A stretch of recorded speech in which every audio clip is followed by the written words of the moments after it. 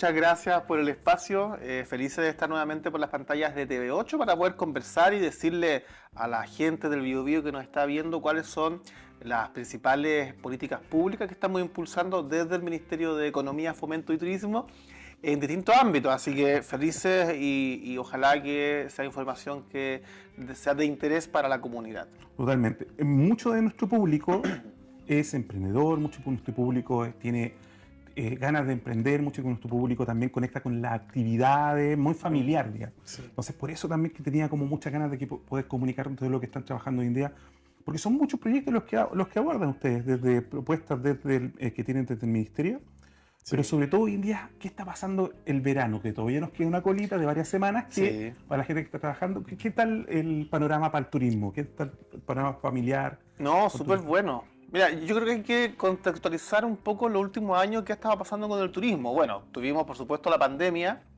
que fue una situación que afectó de forma significativa al sector turismo, principalmente el turismo, y en ese momento en la región del Biobío perdimos empresas turísticas, desaparecieron un poco más de 180 empresas que se dedicaban al turismo, también perdimos trabajadores, por supuesto. Luego termina la pandemia y cuando estábamos comenzando el proceso de reactivación turística, lamentablemente tuvimos incendios forestales el año 2023, el verano de 2023. Recordemos que fue un mega incendio, tuvimos pérdida humana. Entre paréntesis, nosotros como ministerio, y esto mandatado por el presidente Gabriel Boric, estuvimos trabajando con las empresas afectadas por los incendios, porque se veía mucho en la tele que se quemaban las plantaciones forestales, se quemaban las viviendas, ¿verdad? Y todo el foco era como en ir a ayudar a las personas, a los habitantes, pero también se quemaban empresas, esfuerzos de años, décadas de familias que tenían sus emprendimientos, sus negocios, ¿verdad? Así que también estuvimos apoyando a esas empresas con subsidios para que pudieran volver a operar normalmente en la economía, que pudieran recuperar mercadería, el equipamiento, la infraestructura. Y eso lo hicimos después con la siguiente situación que también afectó al turismo, que fueron las inundaciones tanto del invierno 2023 y ahora último también las inundaciones del invierno 2024. O sea, Ese fue brutal. sí, Sí. no, pero la de 2023 igual. Incluso la invierno 2023 afectó a Saltos del Laja, que es uno de los principales destinos turísticos de Biobío. Entonces fíjate que hemos tenido estos últimos años una serie de situaciones exógenas, evidentemente cosas que no podemos controlar, ya la pandemia, incendios, inundaciones, pero que le han hecho daño al turismo del Biobío. Y el turismo es una actividad bien noble, en donde la mayoría de las empresas que se dedican a esto son empresas de menor tamaño, son micros, pequeñas y medianas empresas, con mucho esfuerzo familiar, de décadas algunas de ellas, y que generan empleo local. Además, el turismo, como lo conocemos en la región del Biobío, no es una actividad económica que extrae recursos y se los lleva del territorio, sino que aprovecha los mismos recursos del territorio, que es el paisaje, la naturaleza, el entorno, el agua, etcétera, que son activos o riquezas que están ahí, provistas por el medio ambiente, y el turismo lo que hace es cuidarlo, preservarlo y ponerlo en valor, sin dañarlo. Cuando se hace bien el turismo, se hace con responsabilidad, eso se mantiene para las futuras generaciones. Entonces fíjate que noble es esa actividad. Y entonces hemos tenido estas situaciones que han afectado al turismo. Pero, afortunadamente, ya este verano 2025 es el segundo verano consecutivo donde vemos que las cifras del turismo han estado buenas. Cuando uno ve número, por ejemplo, de empresas dedicadas al turismo, tenemos un poco más de 800 empresas turísticas adicionales en comparación a lo que teníamos en el 2019. O sea, se han creado estos últimos años 800 nuevas empresas dedicadas al turismo, ¿ya? Cuando vemos las ventas del sector turístico han aumentado un 30% en comparación a lo que teníamos antes de la pandemia. El número de trabajadores también que se dedican a empresas del sector turístico también ha aumentado. Hoy día en la región del Biobío hay más de 25.000 personas que están trabajando de forma directa en algunas empresas dedicadas al turismo. Estamos hablando de establecimientos gastronómicos, alojamiento, cabaña, lo que es camping, hoteles, actividades recreativas, de entretención, servicios de turismo, aventura como el canopy, el kayak, ir a hacer una cabalgata, etcétera. O sea, son distintas actividades económicas que sumando hablan de turismo y que ha estado bueno. Entonces, Yo diría que el turismo del Biobío ha pasado situaciones críticas, pero ha sido resiliente y hemos tenido la capacidad para poder acompañar a este sector en el proceso de reactivación. Por supuesto que falta mucho, ¿ah? Siempre falta, siempre van a haber situaciones que podrían estar mejor, pero lo importante es que las políticas públicas están andando y en la medida en que sigan su curso como política de Estado, entonces uno va a ver que hay éxito y logro en las metas. Y por último, ya con esto te doy la No, palabra. es que está muy entretenido, sí, lo traes, está armadito, yo feliz porque sí, la gente se va informando pasito a pasito lo que trae el Ceremi, un Claro. Ceremi muy preparado. Bueno, y por último, otra situación que teníamos en la región del Biobío que obedecía a causas distintas a las que te estaba conversando, que tenía que ver con la provincia de Arauco. ¿Ya? La provincia de Arauco pasó en un momento por una situación muy conflictiva, ya producto de todo lo que eran los episodios de violencia rural, ataques incendiarios, entre otros, y cuando asumimos el gobierno teníamos cifras de seguridad que eran muy malas, la verdad. Así que rápidamente, un trabajo que es de gobierno, muy articulado, por supuesto, dirigido por el Ministerio de Interior a través de la Delegación Presidencial Regional, ¿cierto? En ese momento la delegada Daniela Dresner, hoy día le corresponde al delegado Eduardo Pacheco, en conjunto con las policías, los militares, porque también tenemos una zona de excepción, ¿cierto? Y todo el resto del gobierno, incluido nosotros, aportando nuestro grano de arena para que la situación de seguridad en la provincia de Arauco se normalizara, para que la provincia de Arauco tuviera una salida hacia el desarrollo de sus habitantes. Y es un trabajo que se hizo en los primeros años de nuestro gobierno y hoy día tú puedes ver cómo en la provincia de Arauco, en destinos turísticos tan relevantes como Lago Granalhue, Lago Yeuyeu, Conturmo, Cañete Tirúa, hoy día hay turismo, que eso hace 4 o 5 años no se veía. Entonces tú vas, las cabañas tienen reservas este verano, los campings están copados con gente, los fines de semana se hace taco para llegar, para salir de Cañete. O sea, ese tipo de fenómenos habla de que la provincia de Arauco se recuperó, de que le hicimos frente a los grupos que delinquían ahí, los grupos delictuales, que hacían un negocio con el robo de madera y otros aspectos, y que hoy día entonces tenemos las condiciones habilitantes para que los emprendedores puedan tener proyecciones de crecimiento y de desarrollo. Y qué interesante eso que hayas podido a través de la acción del gobierno y otras autoridades normalizar un problema que llevaba años. Y eso ustedes me imagino que lo llegaron a través de diálogo, negociación, mucho diálogo, más Muchísimo diálogo. negociación. No, muchísimo diálogo. Mira, cuando nosotros asumimos el gobierno el año 2022, rápidamente, así como los primeros meses, la delegada Daniela Dresner nos convocó a todos los CEREMI, representantes de todos los ministerios, ¿verdad?, a espacios de diálogo con comunidades indígenas de la comuna de Tirúa, por ejemplo. Entonces, nos juntábamos con las comunidades indígenas, presentaban sus principales dolores, su urgencia. Nosotros teníamos que, obviamente, iniciar ahí un proceso, un plan de trabajo, por decirlo así. Y hoy día hay frutos, ¿ya? Entonces, hay un diálogo que ha sido continuo, que ha sido permanente. Y nosotros hemos llegado a territorios tan alejados como Tirúa.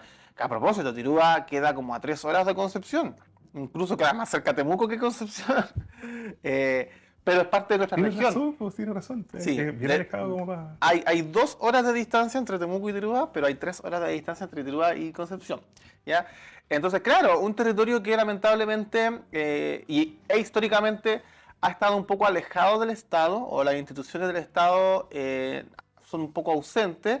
Entonces nosotros cuando asumimos el gobierno nos encontramos con esta realidad que era mucho peor aún por el tema de los conflictos de seguridad. Así que... Tengo una pregunta intermedia, pero no te quiero cortar un poco la inspiración. Cuando llega un nuevo CEREMI con un nuevo equipo, o todo el aparataje, ignorancia mía, aprovechando que si me lo puedes guiar, cuando llega, ¿tiene que rehacer todo de nuevo o te entregan como material? Mira, esto es lo que se ha avanzado con esta gente. Estos son los planes. No, eso depende del... Es que, a ver, como por decirlo así, las relaciones personales que uno tiene con otras autoridades, con los alcaldes, con los dirigentes, con los gremios empresariales, esas relaciones personales se construyen, porque hay que construir confianzas. Pero el trabajo Y eso anterior- implica un proceso de mucho diálogo. Mm. Pero eso se sustenta en las políticas públicas que ya vienen ejecutándose con anterioridad. Hay un piso, digamos. Entonces hay un piso Ya. efectivamente, pero son políticas públicas, son políticas de Estado. Cuando uno Ya. cuando uno habla de políticas de Estado, quiere decir que son políticas públicas que permanecen independientes del gobierno de turno, independientes del color político, o sea, de izquierda, o sea, de derecha, sabemos que hay políticas de Estado que deben permanecer. Lo que uno hace es a veces darle un enfoque Al distinto plan. o focalizarlo distinto, ya manteniendo las bases, Sí. lo grueso, o aumentar recursos, por ejemplo, ya, etcétera. Pero eso se mantiene. Lo que uno tiene que construir es la confianza porque uno es una autoridad nueva. Entonces, Exacto, el claro. alcalde, las comunidades organizadas, en nuestro caso como Ministerio de Economía, nuestro trabajo es estrechamente con empresarios, con asociaciones gremiales, con cámaras de comercio, entre otros, cámaras de turismo. Entonces, ellos ya tienen una relación construida con las autoridades que se van saliendo y cuando llega la autoridad nueva, uno tiene que construir la confianza, ya, manteniendo obviamente las políticas públicas que vienen. Y luego, el primer año de gobierno, uno lo que hace, principalmente en el ámbito nuestro, es eh, inyectar recursos para políticas públicas, lo que nos pasó a nosotros, políticas de reactivación económica, porque nosotros asumimos cuando veníamos saliendo del COVID. De hecho, en agosto del 2022, nosotros ya estábamos en el gobierno y todavía se usaba mascarilla. Y ahí se dejaron de usar mascarilla. Entonces ahí había mucha necesidad de reactivación. Ahí entramos con fuerza con el plan Chile Apoya, que entregó subsidios adicionales a través de la Corfo, a través de Cercotec, Fogapes con tasas de interés muy bajísimas, focalizadas en las micro y pequeñas empresas. O sea, eso fue una batería de políticas públicas como nuestras, ¿ya? Y luego en adelante ya se mantiene lo que es el plan de gobierno. Cuando el presidente Gabriel Boric sale electo, él sale electo porque le propuso a Chile un programa de gobierno que dentro de esas materias hay transformaciones profundas en el ámbito social, por ejemplo, el tema del copago cero en FONASA, el aumento del salario mínimo y lo último que fue la aprobación de la reforma de pensiones. Entonces son distintas iniciativas, muchas de ellas requieren proyectos de ley, o sea, pasar por el Congreso, otras ya son ejecución directa solamente desde el gobierno, pero son parte de un programa de gobierno que uno va cumpliendo. Y volviendo a la provincia de Arauco, porque esa era como un paréntesis. Era como una duda personal, pero Sí. por lo general a mí me preguntan, yo el año pasado, no quiero tomarme el tema, pero fui candidato al CORE, consejero regional por Concepción, Chihuahua y Florida. Y muchas veces me preguntaban por lo mismo, o sea, trabajan directamente con los CEREM, trabajan directamente con la alcaldía, con los territorios, con las cámaras de comercio.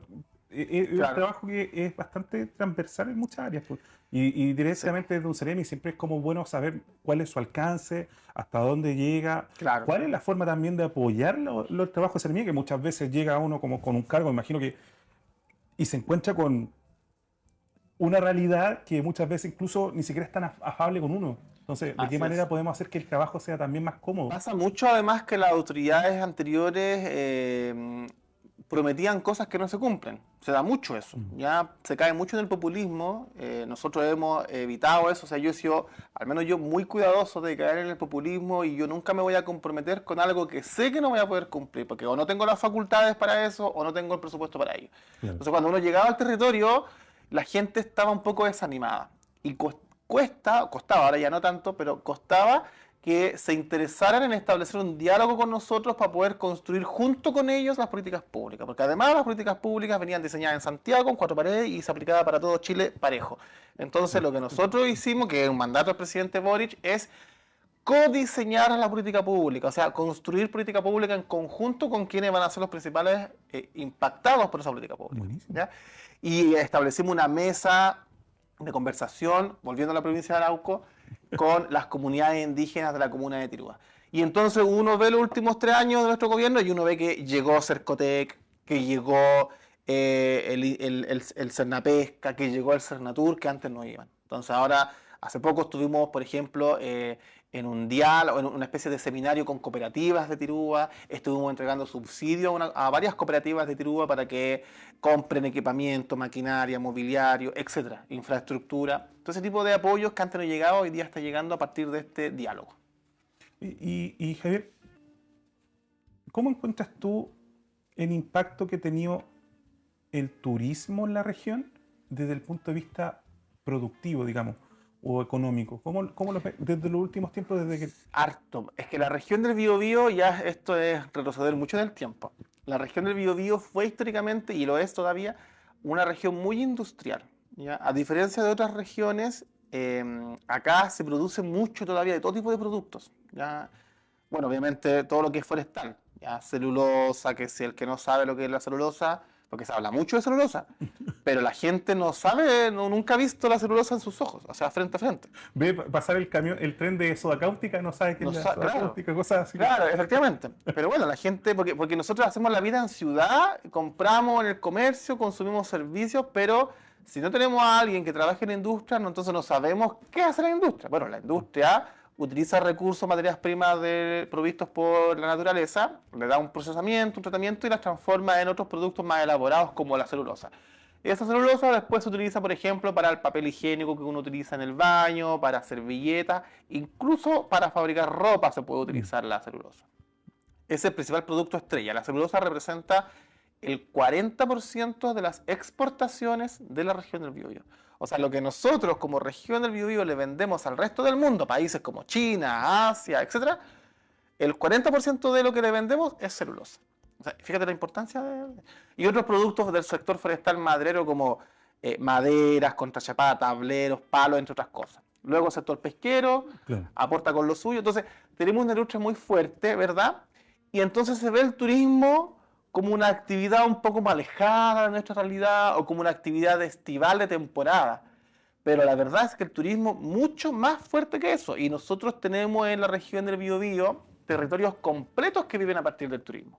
O sea, ¿para qué hablar, por ejemplo, de Saltos del Laja, de comunas como Antuco, de comunas como Alto Biobío, ¿ya? De comunas como Contulmo, ¿ya? Que ellos viven del turismo y son familias enteras que se han desarrollado y ya pueden enviar a sus hijos a la universidad, etcétera, a partir de la actividad turística. Entonces, el turismo impacta muy fuertemente los territorios.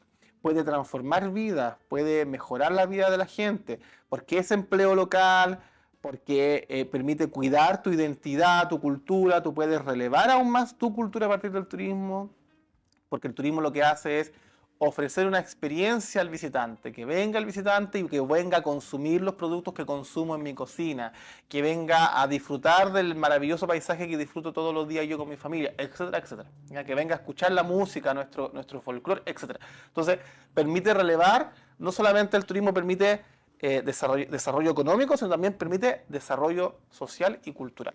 ¿No es posible que muchas veces ese perfil industrial quede mucho en la región, pero en general no se mire tanto lo que es la periferia, digamos, como tú estás diciendo? Lo que pasa es que está todo conectado. Sí, está conectado, pero por ejemplo, se toma, como tú les dices, desde Chile en general, Biobío, parque industrial, lo que más se ve. Ah, claro. Entonces, tal vez sería bueno, no solamente política de Estado, sino también los emprendedores son los creativos que también Claro. empujan El también sector privado tiene un rol importante para el desarrollo productivo. Entonces, ¿por qué no empujar más para que el emprendedor se junte y levante más iniciativas culturales o turísticas dentro de una oferta que puedan producir? No, pero eso se hace. Pero posicionarla más, por ejemplo, como grandes marcas. Por ejemplo, tenemos el REC, que el Pues, REC es efectivamente. un turismo musical, digamos. Pero, por ejemplo, San Fabián, ¿por qué no tienen, por ejemplo, la ruta Nicanor Parra o cosas así? Ojo que San Fabián es de Ñuble, no es de Biobío. ¿Ah, sí? ¿No estás hablando de San Fabián de Alico? Sí. Es de su región de Ñuble, no es región de Biobío. Hace ya cuánto. Bueno, dejé la idea en la mesa, pero... hace ya 8 años que Ñuble ya es región. Sí, pero también es el punto, porque en sí levantar marcas que ayuden a la gente a entender que en este sector... No sé, mira, existe la marca Biobío Studio, se llama la marca. Hay una página web Biobío Studio, hay un Instagram Biobío Studio, está la marca. Y en esa marca se aunan todos los destinos turísticos de la región del Biobío, como un gran paraguas. Ahora, cada destino además tiene desarrollado su propia oferta, ¿ya? Y eso depende mucho del trabajo que hace el sector privado. Nosotros como Estado, y en general, ningún gobierno, bajo la constitución actual que tenemos en Chile, Nosotros no podemos crear empresas, por decirlo así, o ser el principal promotor de una inversión de desarrollo productivo. Las inversiones de desarrollo productivo las tiene que hacer el sector privado. Y en la manera en que uno ve al sector privado interesado, uno puede acompañar el proceso y cofinanciar parte de aquello. ¿Ya? Esto se puede hacer. Entonces lo que necesitamos es generar condiciones habilitantes para que el privado se incentive como una especie de atracción de inversiones para que se llegue a estos destinos. Entonces eso requiere una maduración de mucho tiempo, muchísimo tiempo. Yo creo que todo lo que está pasando en el Biobío es parte de este proceso de maduración. Entonces uno ve que de a poco va avanzando. El otro día estuve en Alto Biobío y con el alcalde. No, estamos bien. Con el alcalde nuevo de Alto Biobío, que asumió hace 2 meses, como la mayoría de los alcaldes de la región, y él tiene el foco puesto en turismo y paso fronterizo con Argentina. Y eso requiere inversión pública, pero también requiere inversión privada. Entonces, la manera en que eso lo empujemos bien, va a estar la inversión pública, pero también tiene que estar acompañándose la inversión privada. Podríamos decir que, por ejemplo, en ese sentido, para saltar al otro punto que también es interesante, pero en ese sentido, ustedes llegan, involucran a una empresa que quisiera hacer una inversión a través del beneficio, por ejemplo, responsabilidad social empresarial, por un ejemplo, ¿Ya? y cofinancian el proyecto para poder realizar. Hay distintos mecanismos, sí. Ya, pero no solamente ese único. No, se puede, o sea, hay varios instrumentos para apoyar a una inversión. O sea, hay temas de flexibilizaciones tributarias, hay créditos verdes de Corfo, hay garantías en Banco Estado, o sea, hay distintos instrumentos que uno como Estado puede acompañar a la inversión privada. Lo que te quiero decir, o lo que quería decir es que en el ámbito del desarrollo productivo, la iniciativa privada es protagonista. Eso. ¿Ya? Nosotros como Estado nos vamos a ir a crear un resort turístico si no está el privado asumiendo el riesgo principal. Ahí está, a eso quería llegar. ¿De qué manera el riesgo es el riesgo se comparte, pero tiene que asumirlo principalmente el privado. ¿Ya? Sí. O si no, el banco tendrá que asumir su riesgo si el banco quiere participar de la inversión. Pero bueno, yo creo que todas las cosas que están pasando en el ámbito turístico le hacen muy bien al turismo de la región. O sea, el REC, que se viene en marzo, por supuesto, que ya cumple 10 años, ya empujado por el gobierno regional. El REC es un evento masivo que posiciona a la región del Biobío a nivel nacional e internacional como una ciudad entretenida, una ciudad de recreación, ciudad de la música, y eso por supuesto que dinamiza el turismo, porque viene gente de todas partes. Luego tenemos otro evento masivo como el Rally Móvil, que es lo mismo, el Mundial de Rally Móvil exactamente igual, posiciona a la región del Biobío como una región de entretención, una región para recrearse, a través de un deporte por supuesto. Pero todo esto suma y va generando condiciones para que en algún momento tengamos una inversión fuerte que detone al ámbito turístico en la región del Biobío. Y eso también, como tú dices, genera también empleabilidad, la empleabilidad se formaliza y en la formalización también llegamos a lo que son las pensiones. Súper importante. ¿Cómo has visto eso? Porque el trabajador del turismo muchas veces no es muy formalizado. Tienes que tirarle un tirón de oreja. Bueno, es que el turismo es muy estival, pues y el problema es cómo romper la estacionalidad. O sea, que durante los 12 meses el turismo tenga ventas. Porque claro, el restaurante, la cabaña, etcétera, en verano, enero, febrero, vende muy bien. Después los fines de semana largos, las fiestas importantes y el resto del año, nada. Y por lo tanto no tiene ninguna capacidad ese empresario para tener un trabajador empleado con contrato, con sueldo fijo todos los meses. Difícil, o sea, imposible. No le podemos pedir esperar al olmo. Entonces lo importante es romper la estacionalidad y que durante los meses más duros para el turismo tengamos iniciativas que atraigan visitantes. Entonces ahí está el REC, ahí está el Rally Móvil, Mundial Rally Móvil, que todas estas son iniciativas de gobierno regional, donde nosotros como gobierno central por supuesto que acompañamos, apoyamos y empujamos esto para que resulte súper bien. Pero los empuja el gobierno regional, o sea, esto es plata del gobierno regional. Y ahí está la importancia además de que las regiones tengan gobiernos regionales fuertes, que tengan la capacidad para el desarrollo productivo que su región merece, ya y bueno, todo lo que implica el proceso de descentralización de los gobiernos regionales. Bueno, entonces, volviendo a lo que tú me contabas. Paréntesis, por favor, Javier, que lo tocaste el tema. ¿Te gustó a ti el proyecto de Rally como imagen de marca región? No, pero que yo creo que... En lo personal, así como que... No, es que yo creo que a la gente no le interesa saber qué opino yo personalmente. Yo lo que sí puedo decir es que sí le hace bien a la región. ¿Ya? Con cifras oficiales uno ve que el rally, primero, genera mucho dinamismo en el comercio, ¿ya? En el entorno, ¿ya? Posiciona la imagen del Biobío, la imagen, o sea, se transmite en la mayoría de los países, lo ven millones de personas en el resto del mundo, por lo tanto, Biobío aparece como marca a nivel internacional, eso por supuesto que es positivo, ¿ya? Es un intangible valioso. Y además, las lucas que pone el gobierno regional son lucas que permiten dinamizar el resto del... Porque hay todo tipo de servicios de producción audiovisual, servicios de catering, servicios de alojamiento, transporte, etcétera, etcétera, etcétera. Es que se vende la región hacia afuera pues, con el tema del turismo. Y claro, y eso es plata que llega a la región, Sí. se queda en la región y empieza a dar vueltas en la economía regional, dinamizando su actividad económica, generando empleo, etcétera. Yo siento que se vuelve como esas actividades de relaciones públicas hacia el exterior, que son costosas, obviamente, que es difícil darle como al palo al gato a la actividad, pero como Claro. que el beneficio es a largo plazo, porque también la gente tiene experiencia, hoy en día lo mira hacia afuera y en general genera ese activo de que, bueno, el año pasado entraron casi 4 millones de turistas al año, desconozco cuánto llegará a la región del Biobío, pero todos esos son No, lucas que a entran. Chile entraron 5 millones de turistas. 5 millones de turistas, mira. Esa es la cifra actualizada. Entonces, de esos 5 millones de turistas, yo no tengo la cifra Más o exacta menos- de lo que entra a la región del Biobío, Más pero o menos un 4% viene de la región del Biobío. y esas son lucas que entran y que van al consumo. La gente se hospeda, come, paga ticket de entrada, va al comercio, o sea, mueve la economía. Entonces, el turismo es una pieza súper importante que hay que empezar a... que yo tengo Sí. como la intención de que vengan más personas, que tengan más marcas de eventos para que ver cómo se posiciona esto, porque tenemos un potencial gigante en la región. Y a través de eso, el tema, ¿cómo ves tú el cambio que introduce la reforma previsional apoyada por el gobierno hoy día? Ya, eso es otro asunto. Sí, es que Se relaciona mucho con lo otro. se me fue un poquito de la pregunta, Sí. pero te lo quería abordar porque también es un Ya. tema grueso. Ya, pero digámosle a la gente que ahora vamos a cambiar de tema. Dejamos de hablar exclusivamente de turismo y ahora vamos a hablar de reforma de pensiones. Me encanta este señor que es preparado, doctorado, ¿no? No, pero hago clases en la universidad. Soy Magíster tengo de- magíster en economía. Economía. Sí, en economía regional. Y como decía antes, el fundamento básico.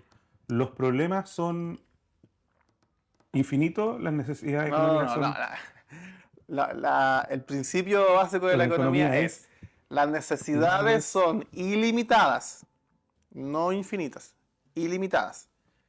Y los recursos para satisfacer esas necesidades son escasos. son limitados o escasos. Yo prefiero decirle limitados, porque la escasez es un término relativo. ¿Ah? Pues por eso me encanta ese señor que están preparados. Entonces, Porque, por ejemplo, una piedra que te encontráis en la calle, ¿es escaso? no, abundante. Y si todos quieren tirarle piedra al vecino, Se vuelve escaso porque no hay más piedra. se vuelve escaso porque hay mayor demanda. Exacto. ¿Ves que es relativo el concepto? No, te quiero tener todos los temas. Nos haríamos una cantidad de temas, Javier, en serio, pero ya que estamos en la pauta, ¿cómo ves el tema de...? Como pensiones. Sí, Ya, bueno, decirle a la gente que nos está viendo que la reforma de pensiones es parte del programa de gobierno del presidente Gabriel Boric. Cuando él sale electo, le propone, entre muchas cosas, mejorar las pensiones de nuestros jubilados y de nuestras jubiladas. ¿Por qué motivo? Todos sabemos el problema con las pensiones, ¿ya? De partida, tenemos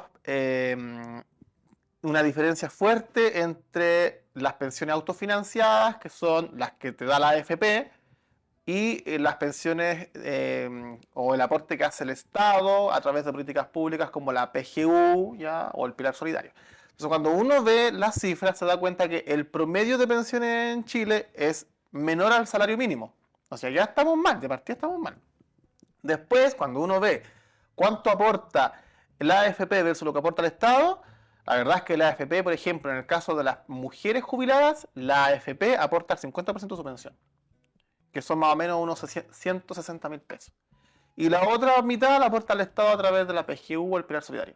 O sea, ¿qué pasaría si no tuviéramos Estado o si el Estado no tuviera políticas públicas para pensiones, como existía antes del 2008 por ahí? Porque antes del primer gobierno de la presidenta Michelle Bachelet solo teníamos los aportes de la AFP, no había más. el Estado no tenía política de pensión, no existía Pilar Solidario, PGU, nada de eso. Tú jubilabas y te quedabas con lo que la AFP te daba. O sea, así era la realidad, desde los 80 en dictadura hasta que asumió la presidenta Michelle Bachelet su primer gobierno, del año 2006 asumió ella. Bueno, si las mujeres no tuvieran, las mujeres pensionadas actualmente en Chile, jubiladas, no tuvieran apoyo estatal, estarían recibiendo en promedio una pensión de 160.000 pesos. Yo creo que muchas veces ese factor influye que la depreciación económica y también la cantidad de gasto que tiene la gente hoy en día en la calidad de vida. En comparación a lo que era antes. Sí. Menos también. Entonces, dado que hay políticas públicas como la PGU, bueno, llegamos a una pensión promedio de mujer un poco más de 330.000 pesos. Pero además hay una diferencia con los hombres, porque la pensión promedio que reciben los actuales hombres jubilados es 30% mayor que lo que reciben las mujeres. O sea, tenemos problemas estructurales bien difíciles como sociedad.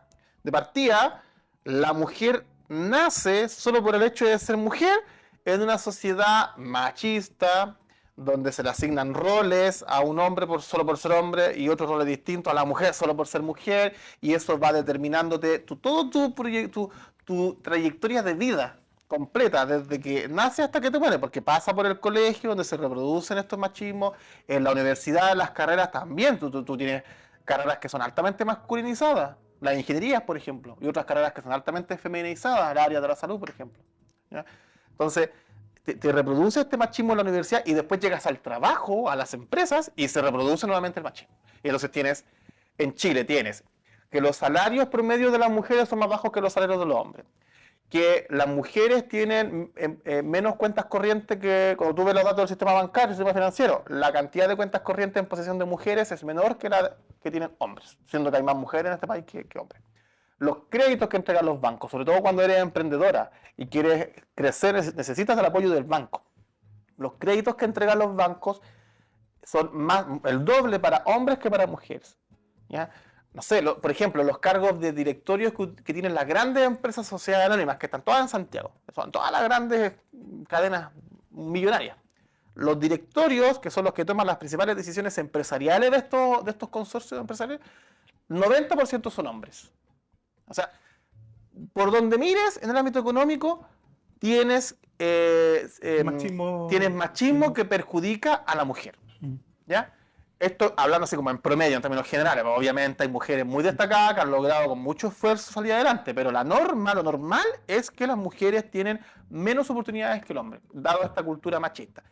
Y entonces la mujer a lo largo de su vida laboral tiene que hacerse cargo de la maternidad, hacerse cargo de los labores de cuidado y labores domésticos en la casa. Eso implica lagunas laborales donde no puede cotizar para su ahorro a la pensión.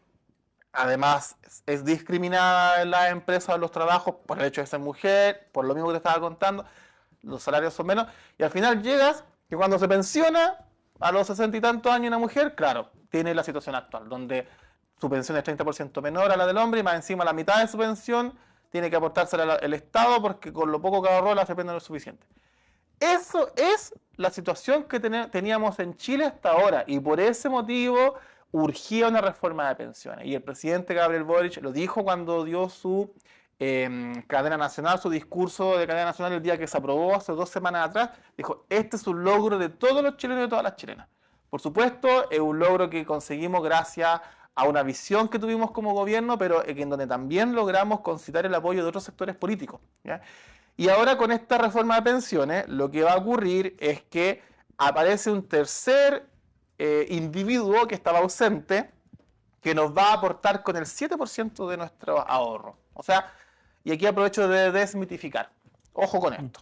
Hoy día si usted está trabajando de manera formal, un 10% de su sueldo se va como ahorro a su cuenta individual en la AFP. O sea, de cada 100.000 pesos que yo tengo de sueldo bruto, 10.000 pesos se van a mi cuenta de ahorro de la AFP. Y lo que me pagan a mí como líquido es la diferencia de todo eso, ¿verdad? Porque además hay que descontar temas salud, FONASA, ISAPRE y otras cosas. Bueno, ese 10% no se toca, queda intacto. Tal cual. Luego, lo que ocurre es que la empresa, o sea, mi empleador, va a tener que pagar un 7% de mi sueldo a mi cuenta, a mi AFP. ¿Ya? Para mi ahorro. Pero del bolsillo del empleador, de la empresa, mi sueldo tiene que quedar intacto. Así que eso no se toca. 100.000 pesos, 7.000 son para eso. De cada 100.000 pesos de sueldo, 7.000 pesos tiene que pagar mi empleado. Entonces, si gano el sueldo mínimo, que son 500.000, son 35.000 pesos que mensualmente mi empleador tiene que aportar a mi cuenta de ahorro para mi pensión. ¿Ya? Que ya no se va a llamar AFP, además va a cambiar el nombre, porque cambian además, se le sacan algunas atribuciones que hoy día tiene la AFP, se le sacan y se le otorgan a un ente centralizado que va a ser el único encargado de los procesos de cobranza, los procesos de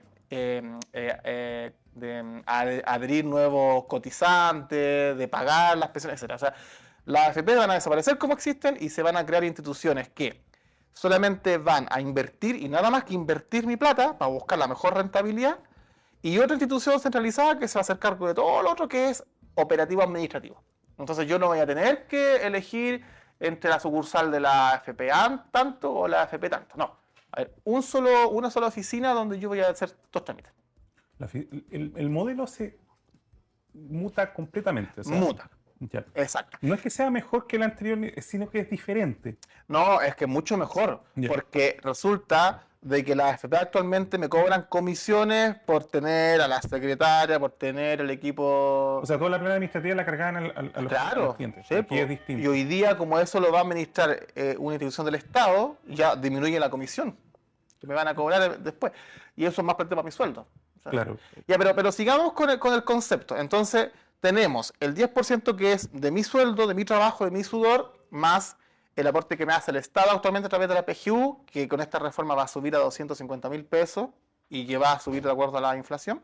Y se agrega la tercera fuente de financiamiento, que no existía, que era este 7% que aporta el empleador, la empresa. ¿Ya? Con eso, obviamente vamos a tener más ahorro, porque cuando nos pensionemos nosotros que estamos trabajando hoy día y en un par de décadas más vayamos a jubilarnos, nuestra pensión sea mayor. ¿Qué pasa en el intertanto? Cuando con los que hoy día ya están jubilados, que están recibiendo pensiones bajas, bueno, ahí lo que vamos a hacer es crear un seguro social para que se le aumente la pensión a los actuales jubilados de acuerdo a dos criterios principalmente. Primero, se le va a compensar los años trabajados. Es como un reconocimiento por sus años trabajados. Y por cada 10 años cotizados formalmente se le va a pagar una UF en su pensión mensual. Entonces, si por ejemplo un trabajador estuvo 20 años cotizando y está jubilado, entonces se le van a pagar 2 UFs más al mes en su pensión, que son 75.000 pesos aproximadamente. O sea, sube inmediatamente la pensión, a 75.000 pesos mensuales. O sea, ya tenemos, por ejemplo, si ya teníamos una pensión que estaba en el sueldo mínimo, cotizaba anteriormente 100 y tantos mil pesos, hoy en día la persona va a recibir 300 y promedio, 300 y... Sí, lo que pasa es que depende del caso. Ya. Yo estoy dando un ejemplo, por ejemplo. Pero la media más o menos... La media eran como 350, 380. Pero eso es como la media. Y si la persona trabajó 20 años cotizado, con la reforma andando y vigente, va a recibir 2 UFs, que son como 70 y tantos mil pesos, de forma adicional mensualmente, como reconocimiento por sus años trabajados. Eso parejo para hombre y para mujer. Y además, en el caso de la mujer, también se le va a dar una compensación adicional solo por ser mujer. Que también es importante porque, sí, una, mueven más el mercado y dos, viven más. Tienen una tasa... Ese es el otro problema, porque las pensiones también son bajas para las mujeres porque tienen... La AFP le calculaban que tenían como 110 años de vida. ¿Cuándo una mujer ha durado 110 años? Si la que cumple 100 años es noticia nacional y la foto y todo. Y son casos específicos, ¿no? Claro. Bueno, pero te das cuenta cómo la reforma de pensiones viene a modificar todo el sistema que hoy conocemos respecto de la AFP, a garantizarlo a los actuales pensionados pensiones más altas, ya aumentando la PGU y además compensando a través de este seguro social, compensándolos por los años que trabajó, y a la mujer compensándola por el hecho de ser mujer, porque sufrió toda su vida siendo mujer con este machismo que tenemos en Chile. Y luego para nosotros, como futuros pensionados, con este 7% adicional vamos a tener más ahorro para nuestra vejez, ¿ya?